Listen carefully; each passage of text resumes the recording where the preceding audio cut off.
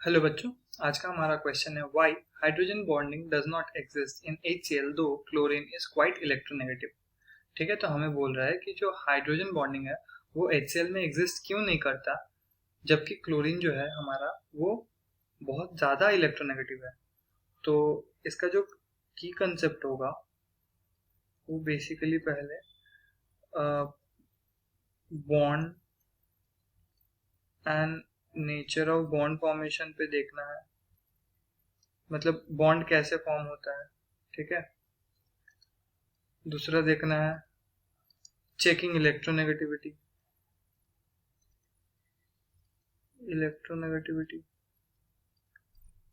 ठीक है sir, okay.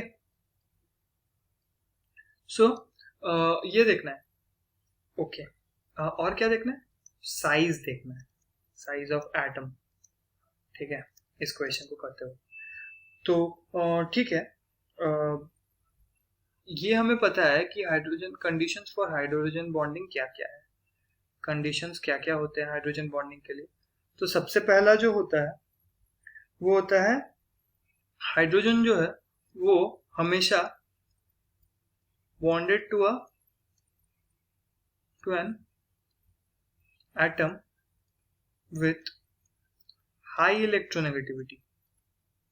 Hydrogen हमेशा हाईली इलेक्ट्रोनेगेटिव एटम के साथ ही बॉन्ड बनाएगा। ठीक है, जितना ज्यादा इलेक्ट्रोनेगेटिविटी उतना ही स्ट्रॉन्ग हाइड्रोजन बॉन्ड। ठीक है, और दूसरा क्या है कि size of the electronegative atom should be small,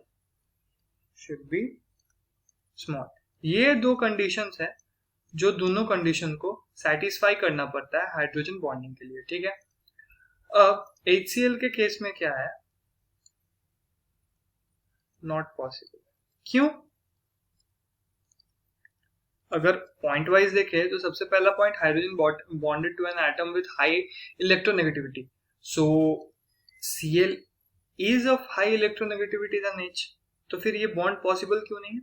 अच्छा, यहाँ पे दूसरा भी दिया हुआ है पॉइंट, अच्छा वो क्या है कि size of the electronegative atom should be small, और इस केस में size of Cl is more than H। H जो है उसका Cl का जो साइज है वो बिगर है than that of H, and because of this क्या होता है कि H और Cl का जो ये बॉन्ड होता है, तो हाइड्रोजन बॉन्डिंग जो होता है वो नॉट पॉसिबल होता है। बिकॉज नॉट पॉसिबल होता है क्योंकि साइज जो है Cl का वो बड़ा होता है, और हमारा जो दूसरा कंडीशन जो सेटिस्फाई करना होता है कि size of the electronegative atom should be small, ये इधर डिनाई हो जाता है, and because of that hydrogen bond does not exist in HCl। Thank you.